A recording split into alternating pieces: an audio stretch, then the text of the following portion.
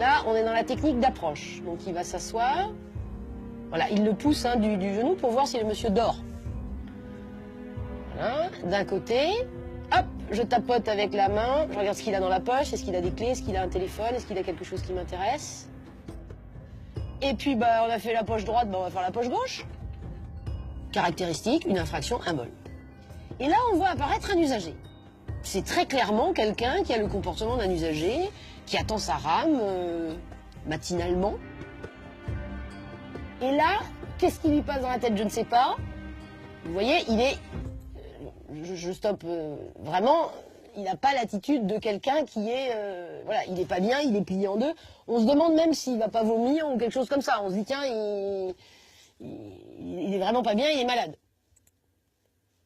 Voilà. Et là, l'usager l'a vu.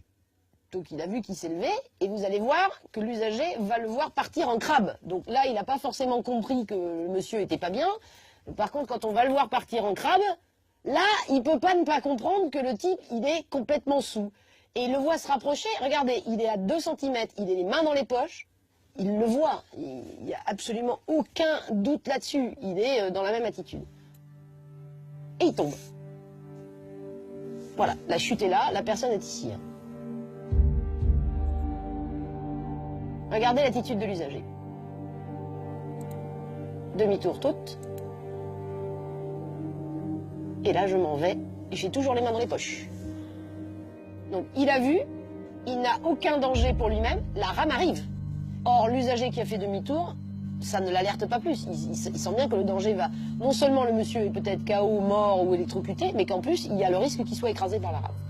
À aucun moment, cet usager n'a fait quelque chose de positif pour porter assistance à l'usager, ni prévenu les secours, ni interrompu le trafic, ni se précipiter vers lui, ni lever les bras au ciel, ni crier, ni faire un réflexe. Voilà, il a fui. Il s'est comporté totalement comme un indifférent à tout le moins, voire, comme on employait l'expression tout à l'heure, comme un lâche, très clairement. Et le paradoxe dans cette séquence-là, c'est que c'est l'auteur du vol qui, lui, va venir porter assistance. Voilà le voleur. Le voleur, lui, arrive en courant.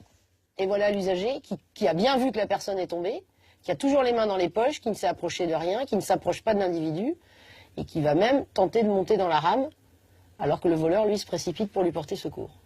Et il va lui tendre la main, il va l'aider à remonter. Par chance, le jeune homme n'a rien. Il est juste un peu sonné.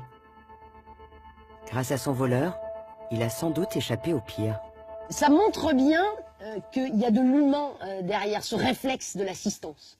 Et que le voleur, il a réagi pas en voleur, il a réagi en être humain en se disant « Je suis peut-être un voleur, je suis peut-être un salaud parce que je suis un voleur, mais je suis pas un salaud au point de laisser cette personne s'électrocuter et ne pas spontanément... » Et on le voit courir vers l'individu. Donc on sent que l'humain a pris largement le dessus sur le voleur.